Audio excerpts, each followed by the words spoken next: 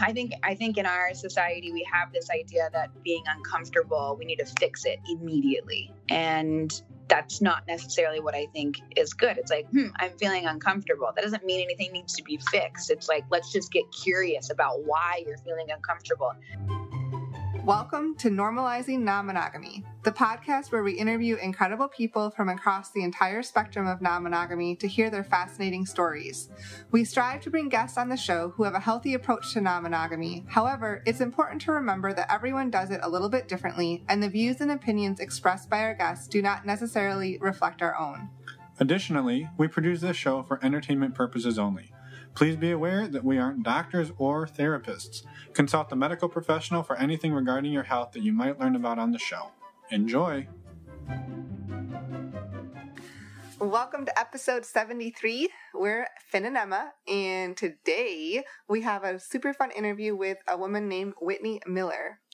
Yeah, so Whitney is a pretty badass person. Yes. She is the former Miss USA 2012.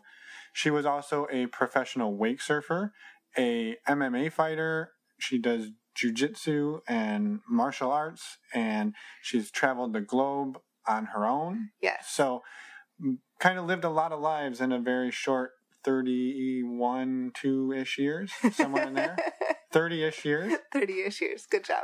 So you'll also hear her mention the name Aubrey or Aubrey Marcus once or twice, just so people aren't confused about who that is. She is the fiance of, or her fiance is Aubrey Marcus, who is the host of the Aubrey Marcus podcast. So if you want to hear more... It's the Aubrey Marcus show, I think. The Aubrey Marcus show, which is a podcast. Yes. My apologies. It's a pretty well-known show. Check it out. It is, yeah. Lots of great information. We listen to it. And that's actually how we found Whitney. Yep. So if you want to hear more from her after this, you can definitely find her on quite a few of those episodes. Plus, she is starting her own, she's co-hosting a new podcast with Dr. Wednesday Martin, who is the author of a book called Untrue, which she talks about here. The new podcast is called True Sex and Wild Love. Yes. So it'll be out soon, this week, next week, somewhere in there. Yes, and Whitney does dive into a lot of self-care and self-love talk, which I think is helpful for all of us to hear, and it was really amazing to chat with her. So stay tuned. Before we get into that interview, we got a couple of announcements. As usual, but these ones are fun. Oh, all of them are fun. Yeah, there's a big one. Our biggest announcement ever here in the intro. It is. But first, a couple other ones. You might have noticed our old music is back. Woohoo! Yay! So we've gone back and forth on this, and we've gotten some very strongly worded emails recommending we return to the old music. We've even received bags of flaming dog poop on our doorstep. I think you're a little bit dramatic. So don't worry, we do have plans for all you haters of the old music. For the new music, there's some places we're going to use it at some point. So, but at least for the time being, we're going to stick with our whimsical, fun music that we started with, and it will be, who knows? It's a work in progress. Maybe in the future we'll try again, change it again. We'll see, but it's all fun. The other thing we wanted to announce is we mentioned a while back with the whole starting a Patreon, our first live video Q&A is going to be next Thursday or July 18th at 9 p.m. Eastern Time. So if you want to be a part of that for as little as $2 a month, you can go and check it out. And honestly, it doesn't charge you till the beginning of the month. You're not supposed to tell them that. So you could potentially go and sign up and be a part of this first one. And if it totally sucks and you don't ever want to do it again, you can unsubscribe and you will never get charged. Yes. So don't tell anyone I told you asterisk, not supposed to know that part. The next one is we're going to be at another event on August 10th, and this one is a Club Euphoria foam party in Findlay, Ohio. So we're super excited about that. There'll be some other... Is it in Findlay or in Lima? The event thing says Findlay. Okay. Findlay, Ohio. I should do my research. They're also right next to each other, I believe. Okay. Well, either way, it's in Ohio. Go and check it out. The links are in our show notes, as always, at normalizingnonmonogamy.com. We'll be there to foam party it up. with Ray and Dee. We interviewed them a while back. Yeah, a while way back. So if you want to hear more about them, they're close. Finlay and Lima are we got the by. map up. We're looking at the map. So go check out the episode with Ray and Dee if you want to hear more about the awesome parties that they throw. Links in the show notes. Yes, that was an episode from last summer. I don't remember the episode number off the top of my head, but it'll be in the show notes. All right, it's time. Yes, okay. Here we go. So Finn and I have been chatting a lot over the last many months about being a little bit more transparent about who we really are. You know, Finn and Emma are pseudonyms, and, you know, moving forward, we do plan to continue using these names, but just because they're awesome names. Yeah, we don't want to change that on anybody. Yeah, we don't want to confuse people, and honestly, there's a lot of people who may not have any interest in what we're about to say, so we will let them just believe we're Finn and Emma. Well, we are. We're definitely Finn and Emma. We really don't hide much of our personality at all on this show. You hear who we are, but there is, you know, another part of us, as we have alluded to and talked about. We did quit our jobs over a year ago and traveled in South America for a year. Yeah, so what we've decided to do is, and actually we have recently been coming out to friends and family, and we've gotten an amazing response. We had, as we mentioned, we were at the World Domination Summit a couple weeks back in Portland, and we told people about this project and our other project, and we got an amazing response. Yes. And same with our friends and everybody. And I think there's also been a lot of the people, or I know there's been a lot of people we interview, especially, including Whitney, I should say, today's interview, that are a lot more public about who they are. And so we feel that it's important for us to, as part of normalizing it, to also be a little bit more out about who we really are. Yeah. And, you know, the more people that are able to do this, who are willing to do it, is important, I think, to come out. We aren't in a position where we're going to get fired. I hope you're not going to fire me. And you're not going to fire me? I don't know. Some days I think we both want to fire each other. So, you know, we have the privilege to be able to do this, and not everybody does.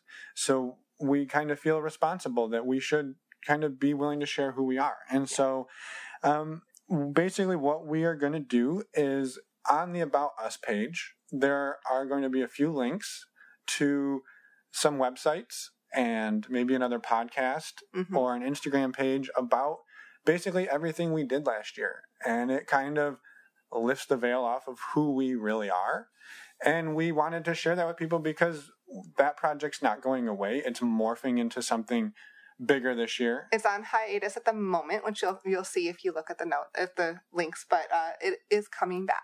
And this show, the Normalizing Non-Monogamy show, has been growing pretty steadily. And we've gotten amazing emails and amazing feedback from people that we've really helped a lot of people figure things out. And we kind of believe that the more transparent we can be, the more we can help more people. And that's really the whole goal of the show, is to help as many people as we can. And if this is something that we can do to do that, we're happy to do it. Yeah, hopefully it'll just allow people to relate to us a little bit more.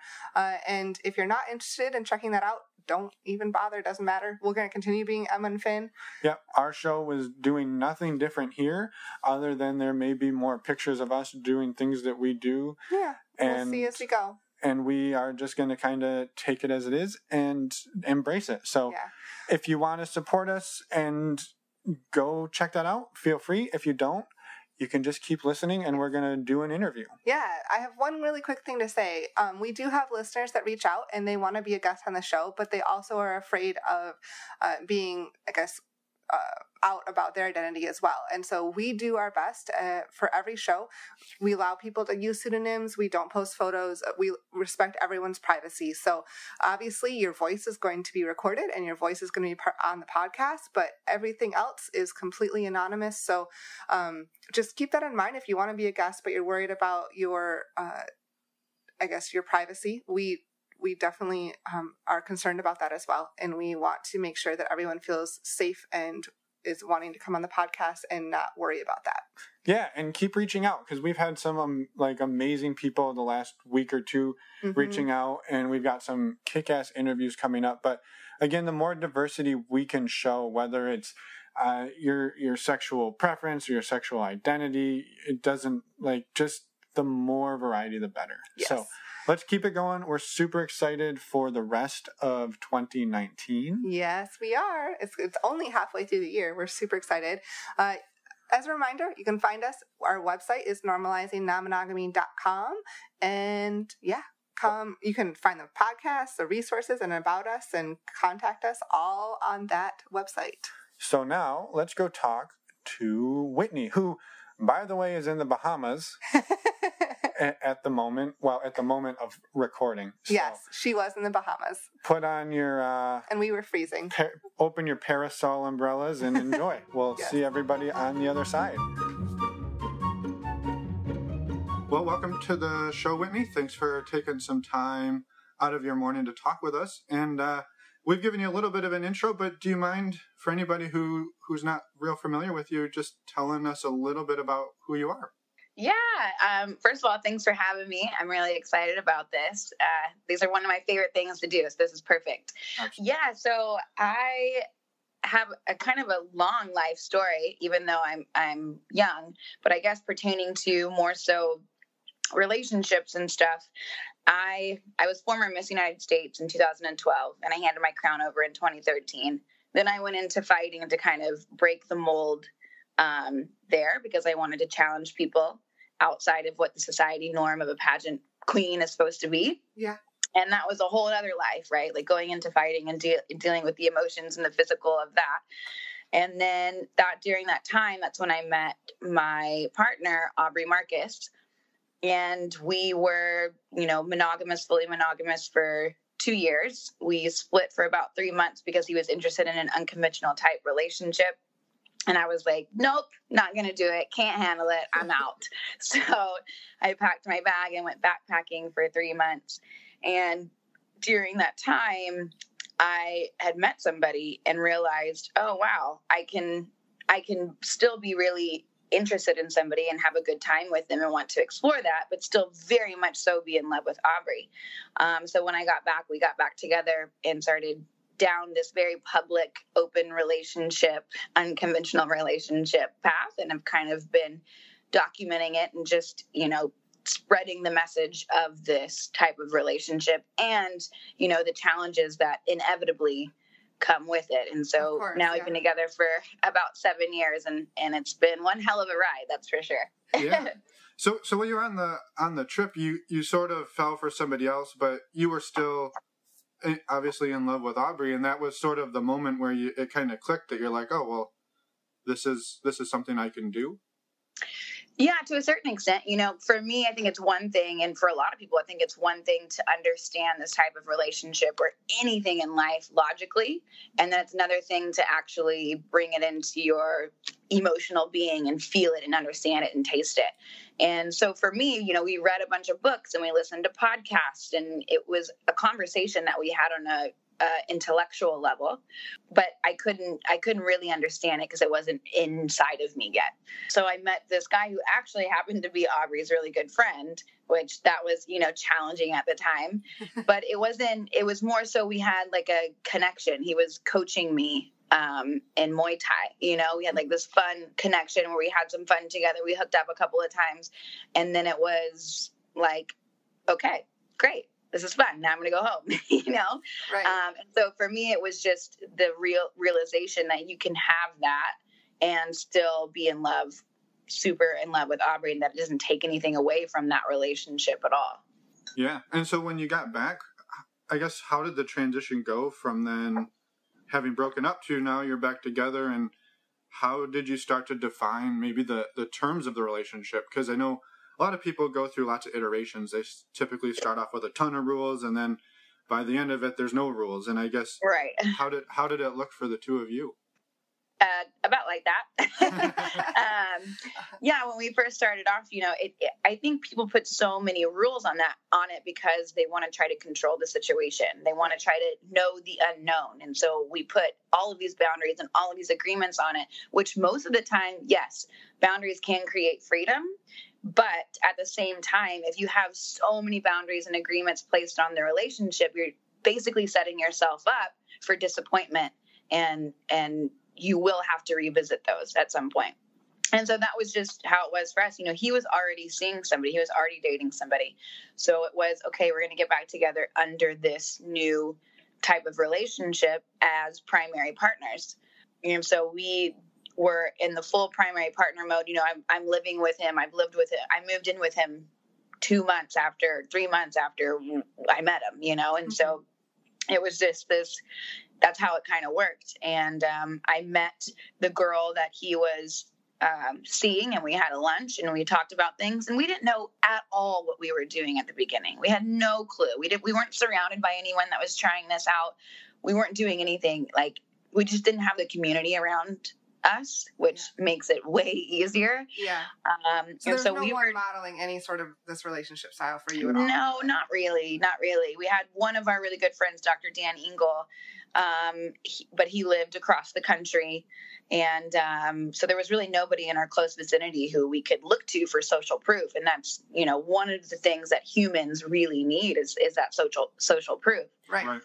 So we're walking blindly through this path, and it was super challenging. And at first we had a lot of rules. It was maybe you couldn't see somebody on this night, or you couldn't talk to them after this time, or you couldn't, and it was just all of these rules. And finally, as you go through this, you start to realize the more that you relax into it, and the more that you realize, okay, what's truly important here? Is it putting rules on time?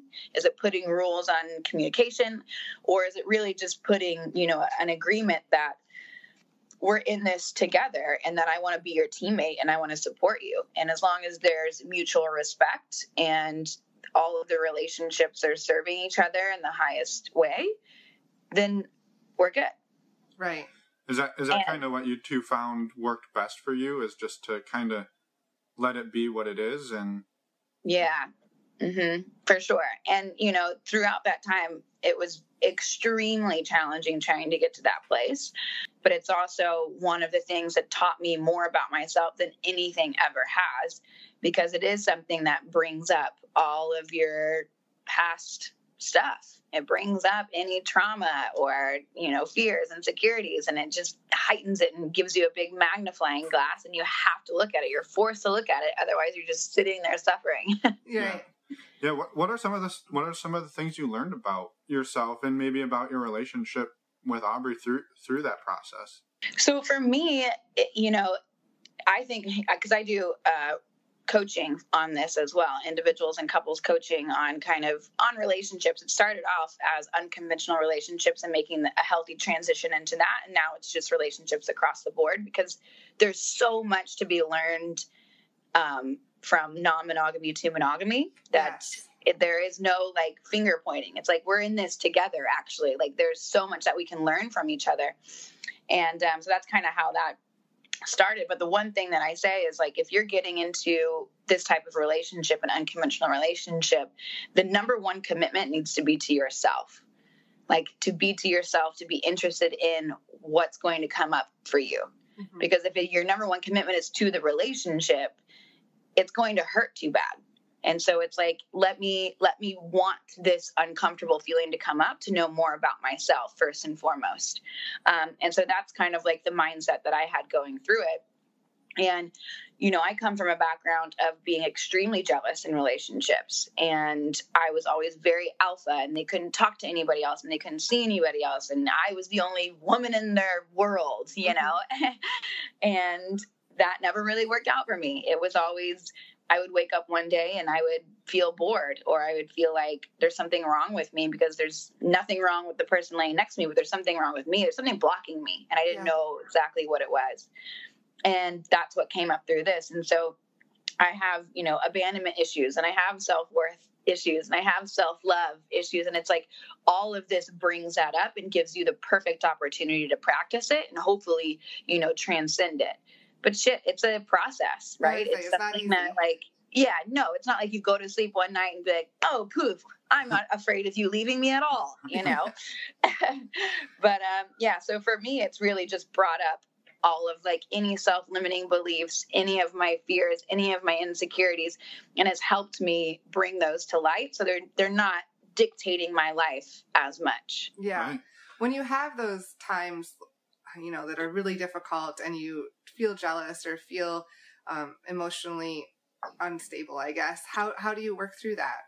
So at first, when we were right in the beginning of this, it was always I would go out and get hammered. Yeah. And, I didn't know what I was doing. I was 23 or 4, and I would just call my girls and be like, we got to go. I can't be at home by myself. And then I soon realized that was not the best way to handle it, because you're not only dealing with the emotions that are coming up. Well, you're not dealing with the emotions that are coming up, 1. So they're still going to be there the next time they come up. But 2, you're going to be hungover the next day and you don't feel good. And you're not going to be able to fully connect with your partner and understand what's going on.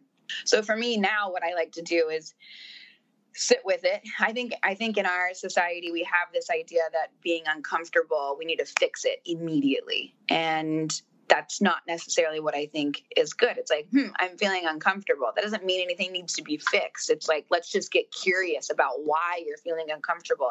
And for me specifically, I look into my physical body. So am I feeling it in my throat? Is there something that I'm not saying? Am I feeling it in my heart? Am I afraid, self-love? Am I afraid of his love being taken away or whatever? Or I'm not good enough, and then in my solar plexus is like trust. What is making me feel unsafe? It's not necessarily something that he's doing particularly, but it's something that is triggering something within me, and I want to know why. And so it's all about just getting really, really curious about any of the emotions that are coming up and not trying to fix them like that. Yeah. Has there been a time since you started going down this road with him that the two of you have looked at it and said, this just isn't going to work, and we've got to shut it. We've either got to shut it off completely, or we need to close our relationship back up, or once you went down the path, was it just we're in it for the long haul?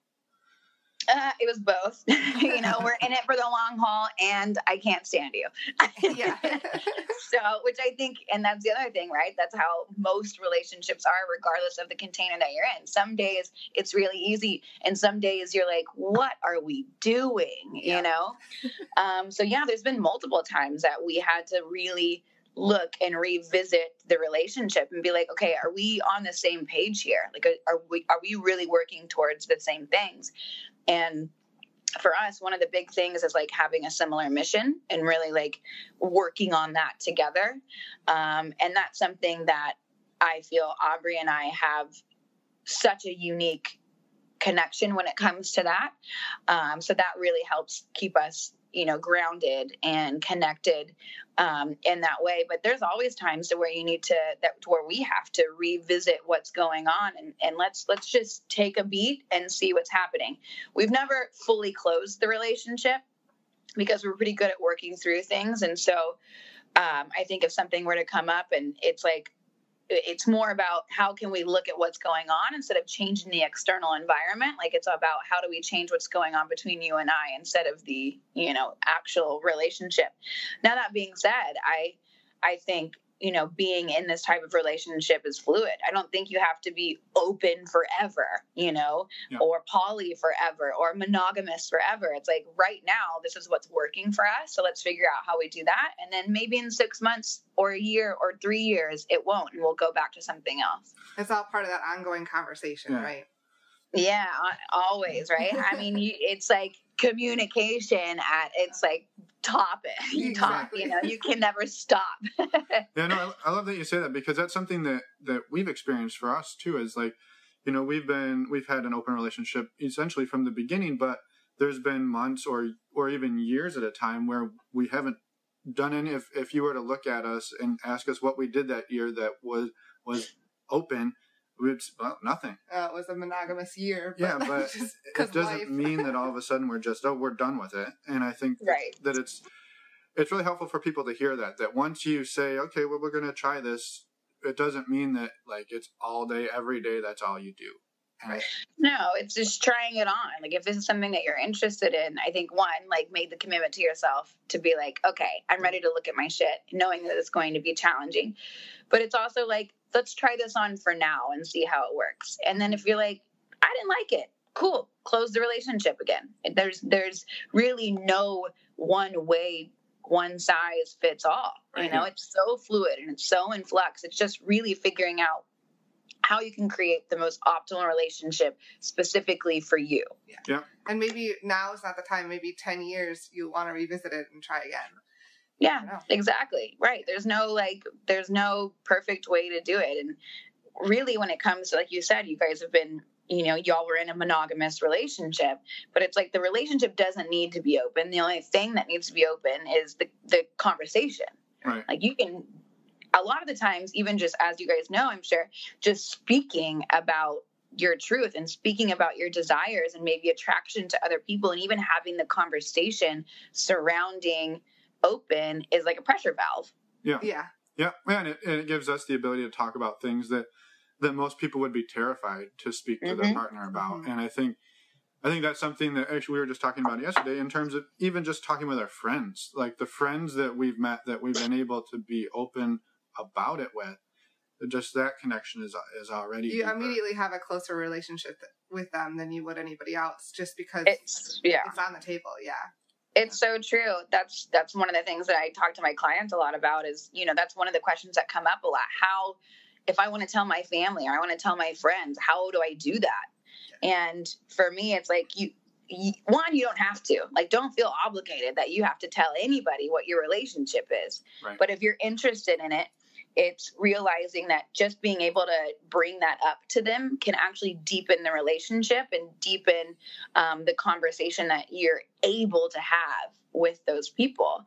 And I think for me, it's like, okay, this is who I am. And if you want to know more about me and you want to be closer into my life, I just wanted to share this with you. It doesn't mean that you necessarily have to support it. It doesn't mean that you need to understand it. Right. But this is just me, you know, bringing you closer in because you're important to me. And I want you to know what my life is kind of like. Yeah. Yeah. Yeah, for sure. Yeah. And when you went through that, because I'm assuming most people in your life know at this point, because you're pretty public about it. Yeah. Did you receive a lot of pushback from family and friends? You know, not too much. I've always been the type of person that I do what I want to do, and so I try not to, you know, get too involved in what other people are thinking. But particularly with my father, I grew up with my dad. He's a conservative Texas banker. I'm his only daughter. And so, of course, I'm in an open relationship and it's like completely different. And so for him, I finally just sat down and I basically said what I said to you guys. Like, I just want to bring you closer in and let you know what's going on because we are public about it. Yeah. And it's been, I guess that probably had to be 4 years ago now that we had this conversation. And at first it was, oh, you guys have absolutely no commitment to each other. You can do whatever you want. What about STDs? What about this? Blah, blah, blah. And I was like, hey, I get it. Like, I understand you have all of these questions. If you want to like have an open conversation about it, I'm more than willing to, you know, but I'm not going to sit here and listen to your fears come up about it. Yeah.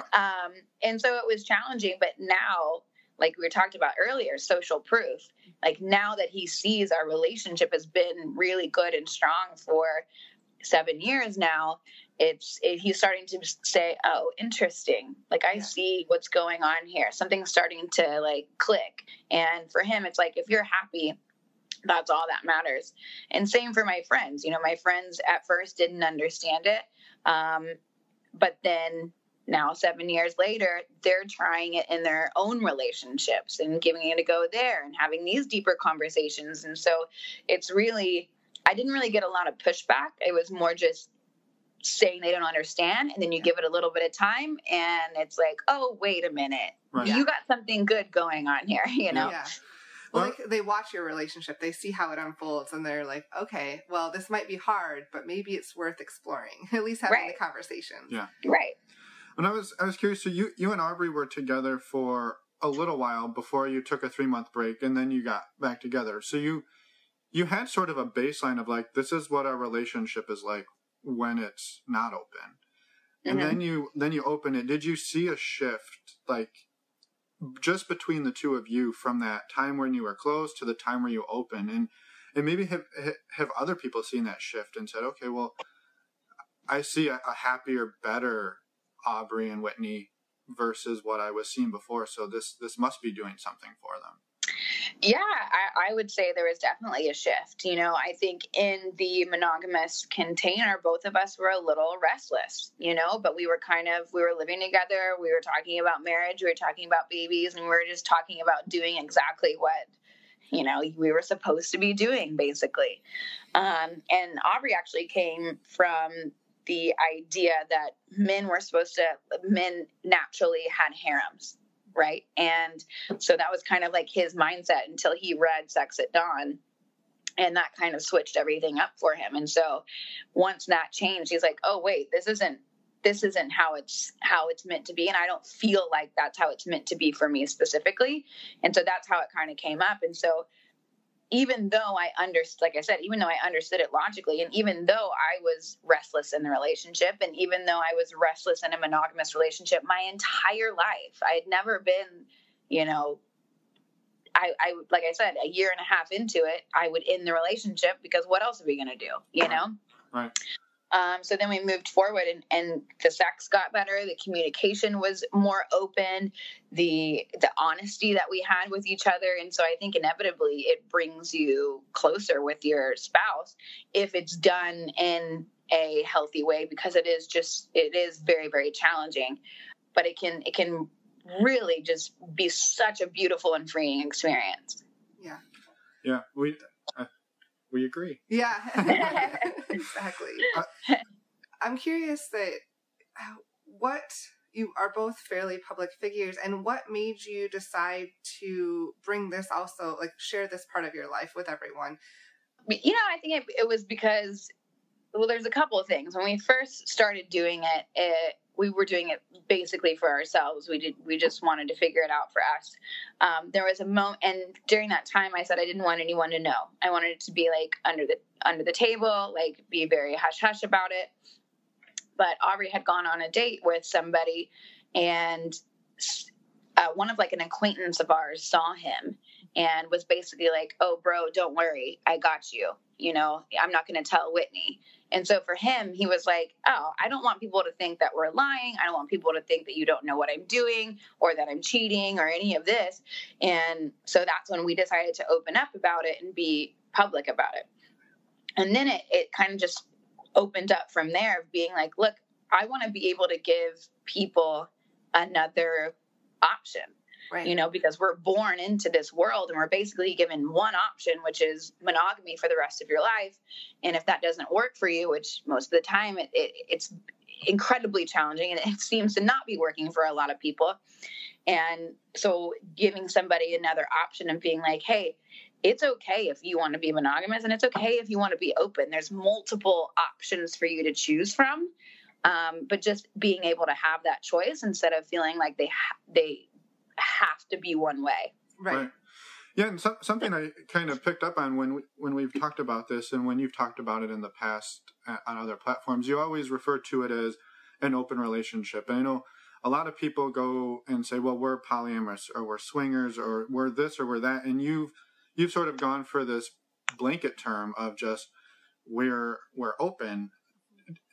I guess, do you mind talking a little bit about that and what those different terms mean to you, and why you and Aubrey have gone this path, and I guess how it looks for you today versus 7 years ago? Yeah, labels I feel like are always constricting regardless. So like we're probably more polyamorous, but it's just easier to say open because some of our relationships are more sexually based. Mm-hmm. Some of our relationships are very deep and have multiple years behind them.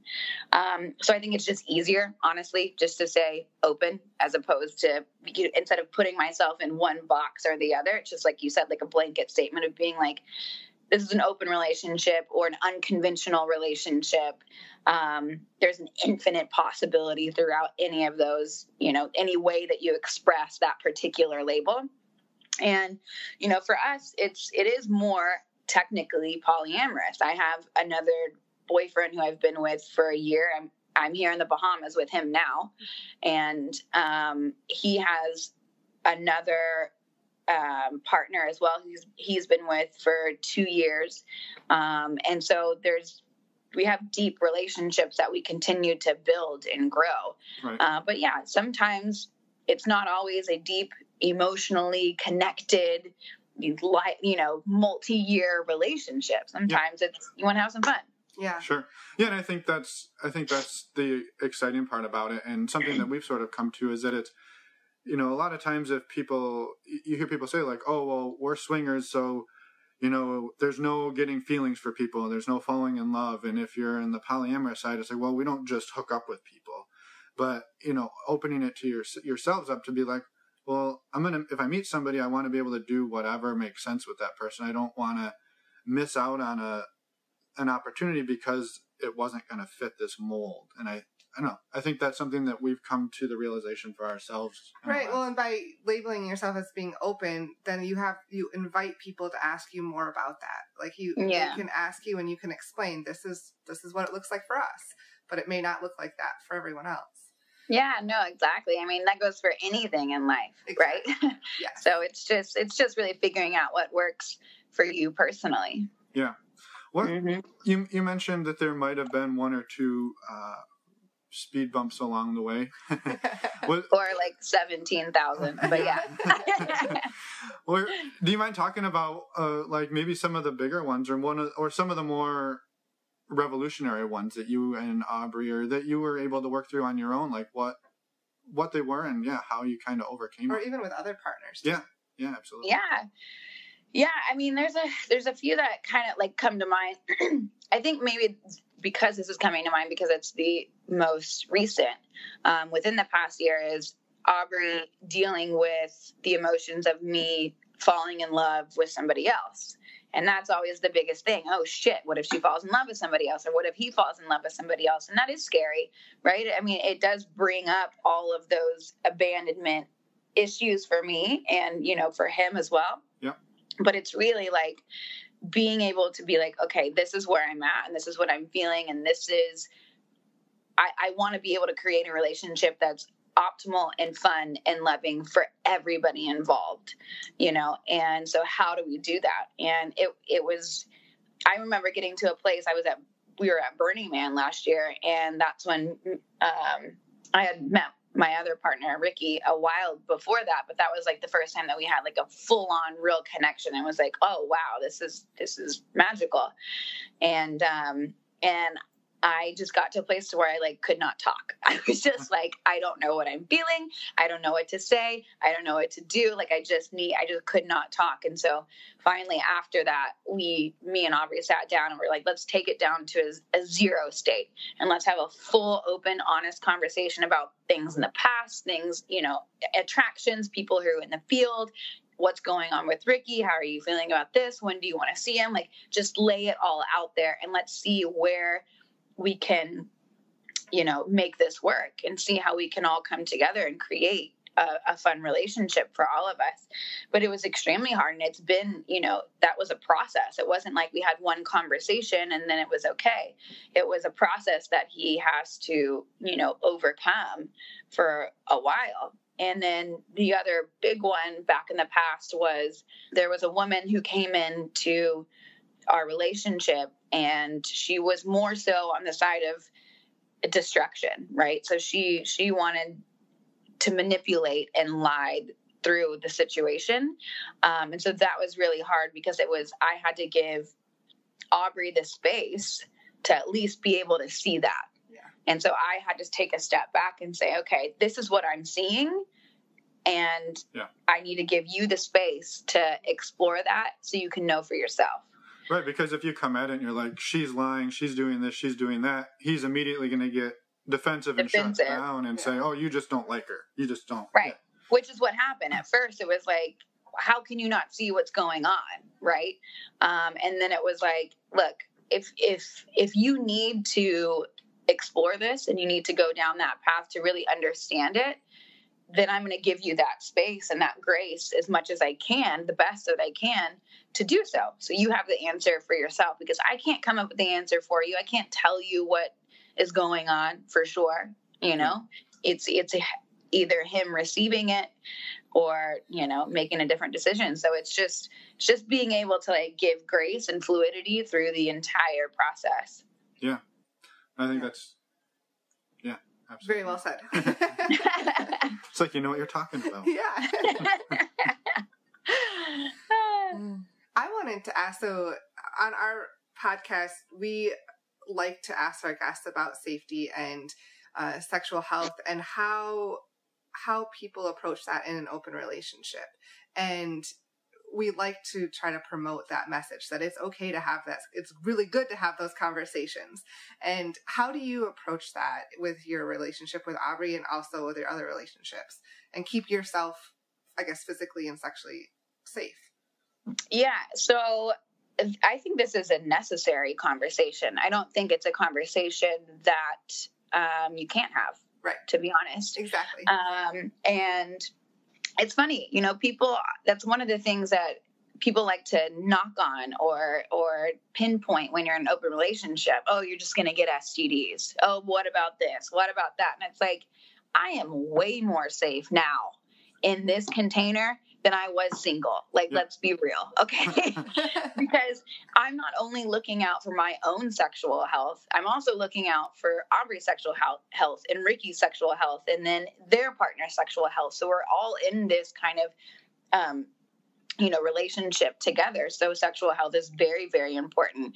And the other thing is it's an adult conversation. It's not that hard to have.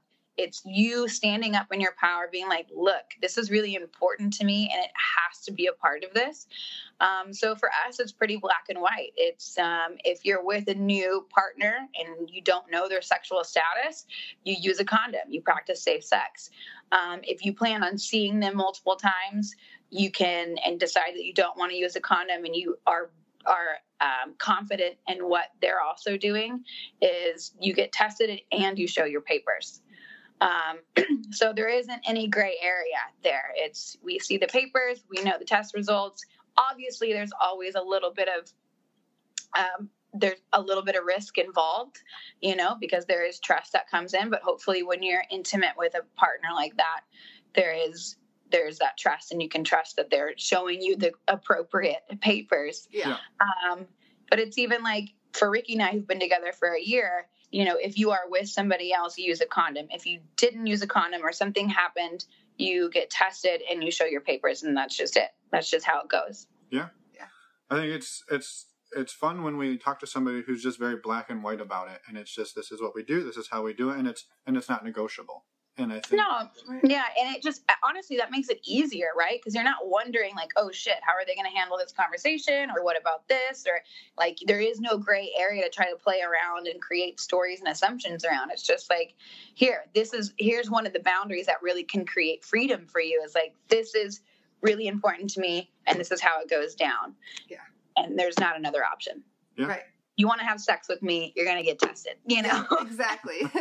Yeah. Like there's no other option. And that's really, we firmly agree with you, I guess.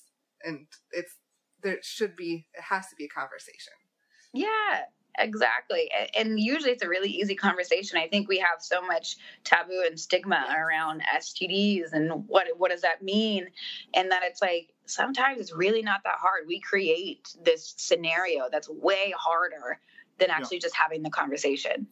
Yeah, and oftentimes the stigma around having something is way worse than the actual physical symptoms of that. And I think it's also, once you get into the space, you realize that it's, if you say I have HSV1 or HSV2 or whatever, that doesn't necessarily mean that all of a sudden nobody's going to talk to you and your sexual life is over. And I think that's another big misunderstanding, is that a lot of times when those conversations happen and that comes up, people are like, great, thank you for telling me. Now we can do this, this, and this to help increase our safety, decrease our risk, and then things go on.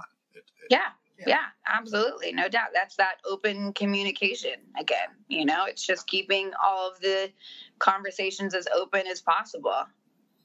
Yeah. Awesome. Well, I was curious. So one thing we also like to kind of touch on is it can, there can be some very serious conversations along the way, but we've also found there's some pretty funny things or some sort of bloopers, whether they were sexual or just miscommunications, things that have happened along the way that you look back on and they're just you laugh at them. And I was curious, is there something that has happened to you or because of you that you look back now and it's just a funny story that you like to share? No, I mean, it's honestly such a good question, and I love it. I think, like, I know there's some damn bloopers because now I'm best friends with the girl that he started dating. Mm-hmm. Okay, at the very beginning. At the very beginning. So when we first met, we were like, we don't really want to hang out with each other. I don't really like you. But now we're full best friends. And, like, we hang out all the time. She's, like, my homegirl. Are they still dating? No, they've been kind of, like, on and off. And then as of recently, they decided they're not still dating.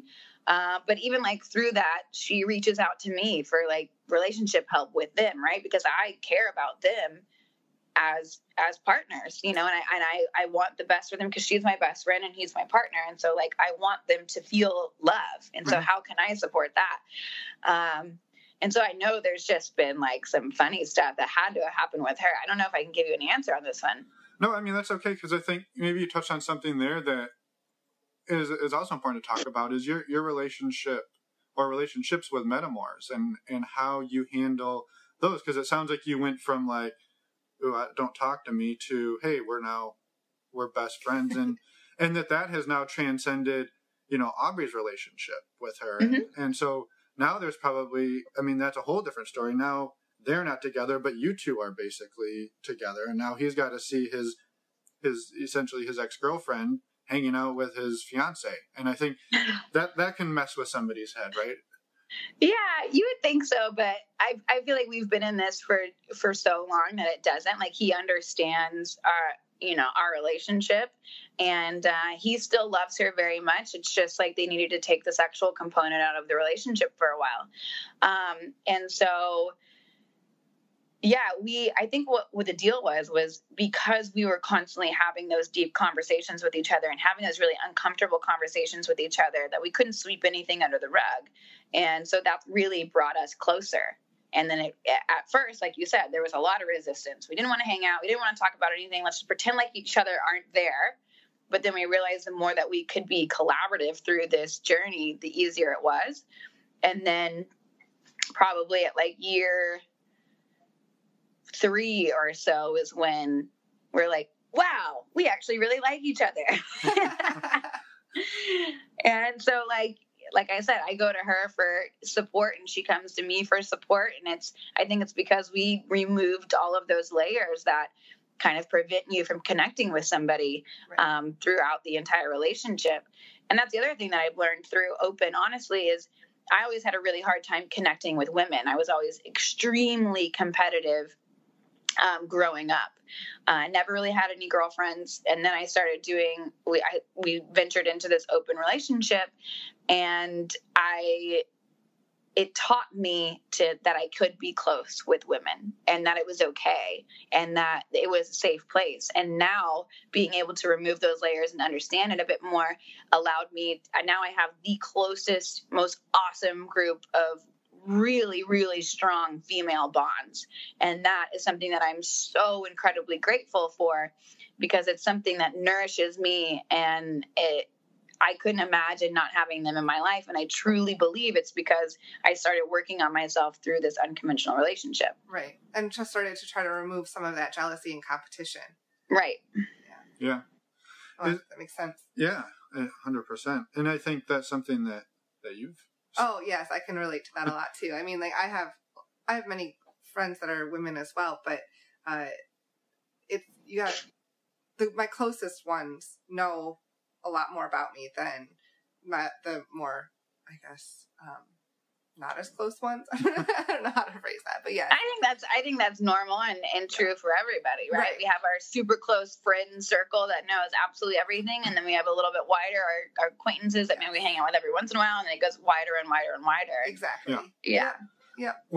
When you were starting to dive into this and it was becoming a reality that this is how it was going to be, did you start searching out resources that were looking for information, right? You talked about there was sort of an information gap at the beginning. And you mentioned Sex at Dawn. You mentioned Sex at Dawn. Yeah. Were there other resources that you found along the way that were very helpful for you? Yeah. For me, it was one of the things that I do like to talk about when it comes to that is surrounding yourself with people who will support you through the challenging times and won't basically put your partner down or put your relationship down. Because a lot of the times in society today, unfortunately, we tend to bond over things that we don't like, over negativity. And so finding people who play the opposite side of that is like, I see your feelings are here, but why don't you think of it this way and give you a different perspective, was incredibly beneficial for me. And we had one couple close to us who I reached out to multiple times just to kind of like get that other side of the perspective, because I knew I could go to my girlfriends earlier on and we could sit there and gossip and talk shit and bond over that, and everything that's not good. But then I could go to them and be like, okay, like give me the opposite side of this. So at least I have both sides of the spectrum so I can make my own decision on what feels right. But yeah, I think having resources is huge. And so Sex at Dawn was a big book for us. The Ethical Slut is always a great book. The Mastery of Love. It's not, pinpointed on unconventional relationships, but I feel like the idea behind it is huge. More Than Two people really like. Now I think, I'm coming out with a podcast with Dr. Wednesday Martin, who wrote the book Untrue. Mm-hmm. That was a huge book for me to read, one of my favorite books, and I highly, highly recommend that. We're actually in the middle of reading that right now, and it's very good. Because of the interview we saw on Aubrey's show with you and her. So. Yeah. Awesome. Very cool. Yeah, I absolutely love it. I remember reading that book just like, thank God you wrote this. Well, and it was something that you said early on in this, that, that book is loosely about how women are not always the unfaithful ones, but how women are also the percentage of women who are unfaithful in relationships is roughly equal to men, and it's just not ever really publicized in that sense. And you talked about early on, like you would date somebody for a year or a year and a half, and then you'd kind of get restless, and then you'd move on because what else am I going to do? It doesn't sound like you necessarily had the like, I cheated on everybody I was with, but you sort of no. I cheated on everybody I was with. Okay, well, I guess I was wrong then. Yeah. Yeah, no, I and that's something that I honestly want to talk about, because there is such a stigma around people and infidelity and cheating, and it's kind of drives me crazy, because so many people have, yes, been affected by it, and I know it's really challenging and it's hard. I get that. And I don't want to take that away from anybody, because I've also been cheated on, so I understand. But I feel like it's challenging. What drives me crazy is people that point fingers at the other person, like you are so horrible that you cheated on somebody else. When you look at the statistics, and it's just mind blowing how many people are really having an issue with monogamy. Right. And I think it comes down to that. It doesn't come down to the morals or the beliefs of the individual. It comes down to like, what's the bigger issue here? Right. The bigger issue is that monogamy seems to be a really tight shoe for a lot of people. And so that's why for me, it's like, yes, I've cheated on basically everyone that I've ever been with. And I don't think that there is a problem with that. I feel like you need to go and look at why you're doing it, because it's not your partner. I don't blame any of my partners for it. I had my own jealousy and, approval and validation. And I had all of these things coming up in myself that I needed to look at and understand why I was searching out other people. And so that's why I feel like getting into an open relationship was like, okay, here's your opportunity to really figure out why. Yeah. No, I appreciate that, because we've had a handful of guests who they've gotten into this strictly because one or the other person cheated on somebody else. And actually the two that we've had out so far, it was both the women had an infidelity and it wound up opening up their relationship, and now they're either polyamorous or they're swinging or they're open. And I think it's a story that we really love to tell, because rather than it just being the end of the relationship, it's the beginning of something new for them. Yeah, it can be an expansion, if you allow it to be, understanding that this is something very, very, very, very, very common that happens and have the understanding that, okay, this can open up our communication with each other, and this can be actually an expansion of our relationship. It doesn't mean that our relationship has to end. It doesn't mean the family has to break up. It doesn't mean that the person doesn't love you more than anybody else in the world at all.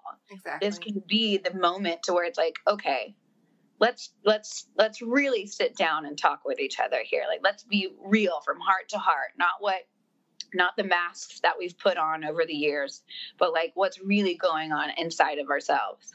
Yeah. Yeah, exactly. Yeah. And I we're kind of coming up on the end here, and I'm hoping that maybe at some point in the future we could do this again, or maybe do like a round table with you and a few other people, and maybe just talk about that topic itself, because I think it's such a big one. It is. Yeah. Yeah, I think it is for sure. But I have a really quick question. Okay. Back, you said you took a 3-month break after your 2 years with Aubrey, and you went backpacking. Where did you go? Well, it started off it was supposed to be a 1-month trip. And then I was like, screw it, I'm not coming back. Right. Yeah, of course. Yeah. Or after a breakup, my boyfriend wants to be with other people type of deal. Right. I got to go get away from all that. Right. Exactly. So I started off in Peru, and I did my first Wachuma ceremony down there. So I was there for 7 nights, and then kind of went to the Sacred Valley, checked it out there. Then I just looked to see where the furthest direct flight out of Lima was, and it landed in Madrid. So I landed in Madrid, and I did Madrid and Barcelona. And then I went to Thailand to train Muay Thai and Jiu-Jitsu, because I'm big into martial arts. Yeah. And I did that for an entire month. Then I met some really close friends of mine who are still friends of mine to this day. I met them at the gym, and they were going to Bali and said, hey, do you want to come to Bali with us? Okay. Yeah. So I went to Bali for a couple weeks. And then I was supposed to go to South Africa, but I ended up getting dengue fever in Bali. So I had to go back to the States, and that kind of like ended the trip. But it was the most amazing trip I've ever done. And it was the first time that I traveled completely by myself. Just was like open to any experience that came along the way. I didn't know exactly where I was going to go. And I just had my one backpack with me. And it was, even though, going through that breakup and knowing the heartache that I was really feeling, I would never change anything, because I would have never had that experience. And I feel like being able to travel by myself and meet those people and have those experiences changed my life for the better. Yeah. Do you think you'll do it again? Oh, yeah.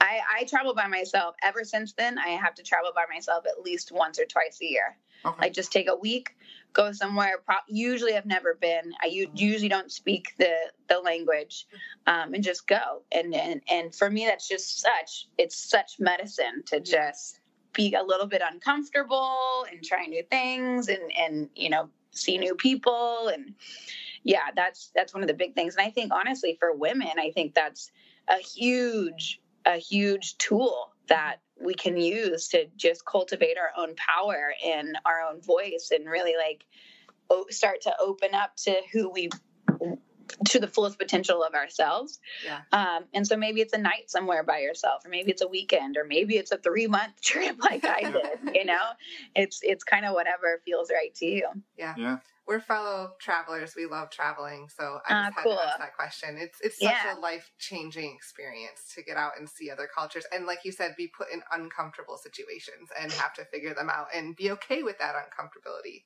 Right. So. Right. Mm-hmm. And just like, you have stories that bring back with you, right? At the end of the day, you have funny stories. You can relate with more people. It's just, exactly. It's awesome. Yeah. And it makes you way more empathetic.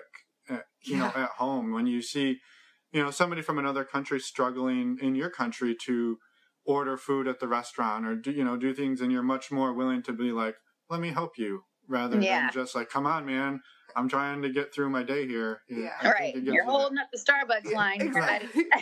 But you've been in their shoes many times, so yes. It definitely makes you think twice and want to help. So them. true. Yeah.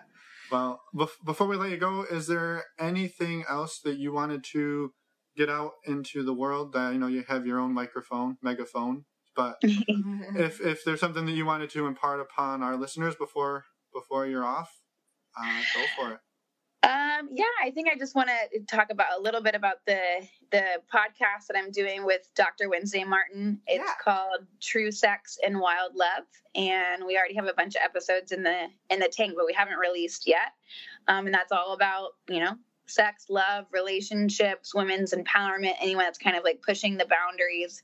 We have a lot of great guests coming out on that. And then also, I'm doing the individuals and couples coaching. So if anyone's interested in kind of diving further into that, and like I said, my goal is to help people create whatever their optimal relationship is outside of everyone else's. Okay.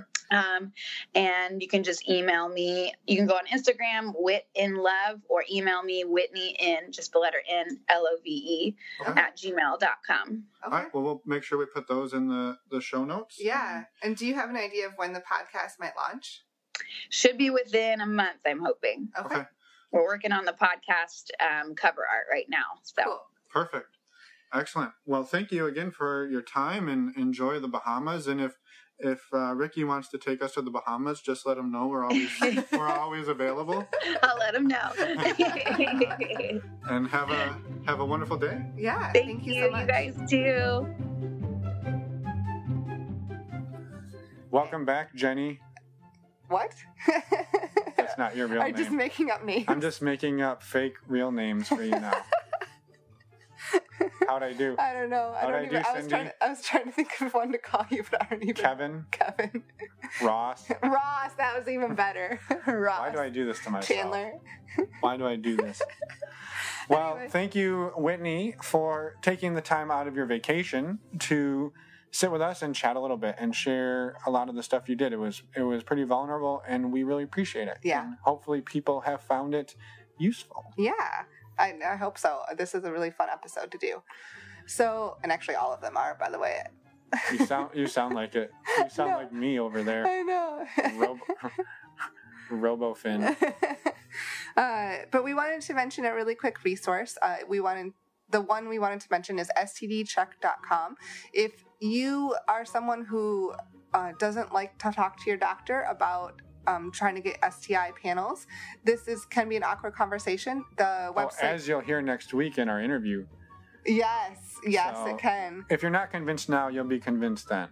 But go to stdcheck.com and you can follow the links on our resources page. This does support the show, so we strongly encourage you to go to the links on our resources page to go to the site. It saves $10. And it also saves $10. Exactly. However, if you don't have the money to do that and you live in one of the cities where freestdcheck.org operates, yes, check them out, because the whole point here isn't to make money, it's to get you tested and your partners tested and be safer. Yes. So, and spread the word. Spread the word, don't spread anything else.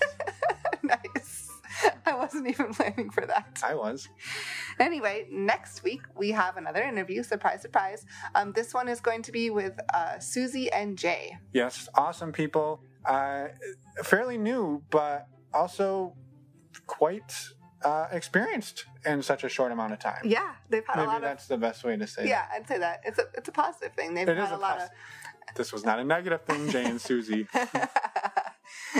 So, anyway, thank you for listening to us ramble. Thanks for all your support, and we look forward to next week and everything else we've got going on. Yes, and we're excited. Oh, really quick, if you missed at the top of the show, our Patreon date for the first live Q&A is going to be Thursday, July 18th at 9 p.m. Eastern. So check it out. We'll see you there. We'll see everyone there, hopefully. We expect to see you there. And reach out to us. We really love to hear from everyone. We'll see you there. Finn's going to shut me up now. I've never been able to in the past. To what? You're the one talking a lot. Okay, bye everyone.